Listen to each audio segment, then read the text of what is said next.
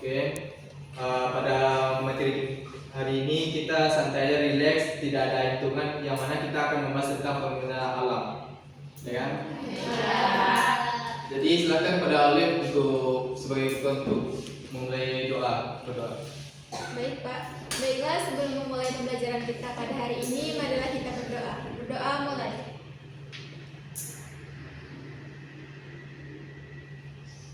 Berdoa selesai. Baik, terima kasih pada ketua.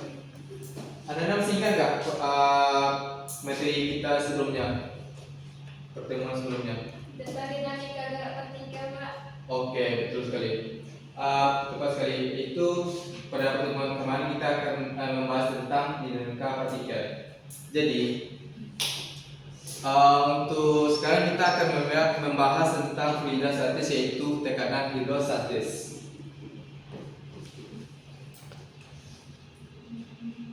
Dan sekarang coba Anda perhatikan pada gambar yang di depan.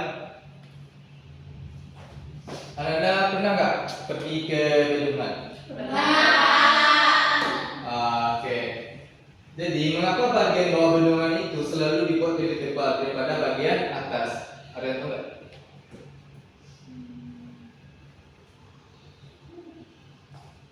Mungkin sebelum membahas tentang itu, kita masuk dulu dalam video. Bapak akan menampilkan sebuah video yang mana coba Anda perhatikan di depan ya.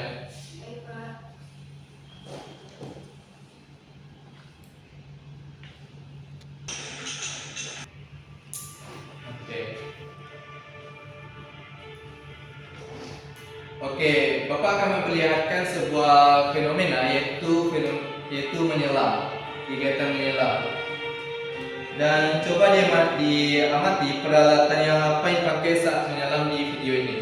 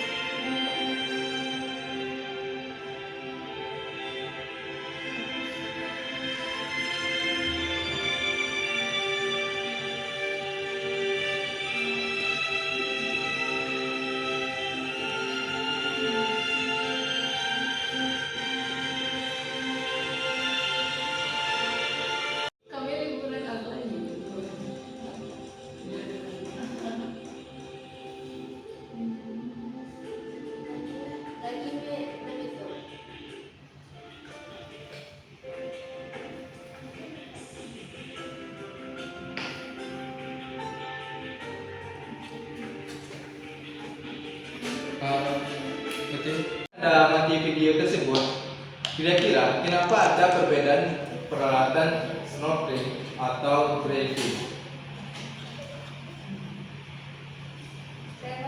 Oke, silakan Jessica. Posisi penyelamnya Pak, nah yang satu cuma di permukaan, yang satu lagi itu lebih dalam Pak sampai di dasar laut.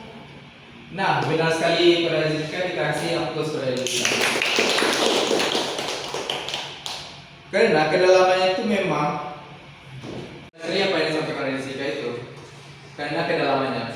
Jadi karena kedalamannya itu dan juga peralatannya juga berbeda yang kita pakai. Dan juga karena tekanan dari airnya tersebut. Jadi ini yang kita akan Bapak sampaikan dalam fenomena tekanan hidrostatis. Dan berdasarkan fenomena tadi, yang mana tujuan kita itu yang pertama itu menyebutkan pengertian tekanan hidrostatis, dan kedua menjelaskan konsep fluida statis mengenai tekanan hidrostatis, dan yang ketiga menunjukkan persamaan dalam tekanan hidrostatis dan memberikan contoh penerapan mengenai tekanan hidrostatis pada kehidupan sehari-hari. Untuk hari ini kita akan membahas Fiza bisa akan Bapak menjelaskan dari. Oke. Dan untuk hari ini kita akan membahas mengenai tekanan hidrostatis pada berbagai kedalaman. seperti yang kita bahas pada fenomena tadi, untuk membuktikan pendapat yang telah sampaikan tadi, maka kali ini kita akan melakukan diskusi kelompok, dan di sini Bapak akan memberikan LKPD dan juga membagi kelompok satu kelompok 2 orang. Baik, Baik, Pak. Pak. Setelah kita diskusi kembali apa hasil yang Anda dapatkan setelah melakukan pengamatan, dan juga terjawab tidak pertanyaan Bapak tadi, dan apakah pendapat teman-teman dari benar-benar atau tidak, kita akan buktikan lewat penyelidikan ini ya. Pak. Jadi, oke lah.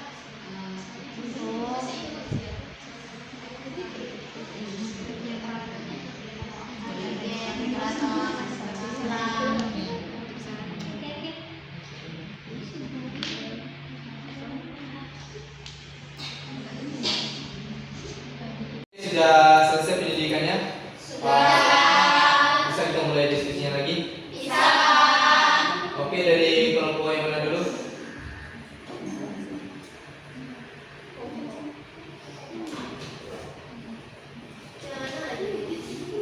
Saya, Pak. Oke, silakan kelompok Jessica. Baik, saya dari kelompok A. Dari hasil diskusi kami itu di sini kami mendapatkan kesimpulan peralatan seperti tabung oksigen, regulator, baju selam, dan pressure guide wajib dipakai saat diving karena aktivitas ini dilakukan pada kedalaman yang lebih dalam, di mana tekanan hidrostatis lebih tinggi, suhu air lebih dingin, dan penyelam memerlukan pasokan oksigen yang cukup. Sedangkan snorkeling dilakukan di permukaan air sehingga tidak memerlukan peralatan tersebut, Pak. Oke, benar sekali. Kita siap kepada kelompok Jessica. Bagus sekali ya, hasil dari perkiraan kelompok Jessica, yang mana menurutnya itu tadi peralatan yang wajib digunakan saat diving, ada juga yang tidak wajib digunakan saat snorkeling karena kedalaman yang berbeda. Dan juga apakah dari kelompok yang lain, apakah ada yang menyampaikan? Apakah sama? Sama, Pak. Kami beda, Pak. Oke, pada kelompok Olive silakan. Baiklah, di sini saya perwakilan dari kelompok B, di mana jadi hasil dari penyelidikan yang sudah kami lakukan, di sini kami mendapat kesimpulan bahwa seperti peralatan tabung oksigen, kemudian regulator bagi selam, dan pressure gauge wajib dipakai saat diving karena aktivitas ini dilakukan pada kedalaman yang lebih dalam. Nah, di mana tekanan hidrostatisnya itu lebih tinggi, suhu air lebih dingin, dan penyelam memerlukan pasokan oksigen yang cukup. Sedangkan kalau snorkeling itu dilakukan di permukaan air sehingga tidak memerlukan peralatan-peralatan seperti yang saat kita gunakan saat diving. Kita bisa terus pada kelompok B. Dan karena semua kelompok bisa mengerjakannya, kalau NTK mungkin Bapak kasih nilai 5 poin.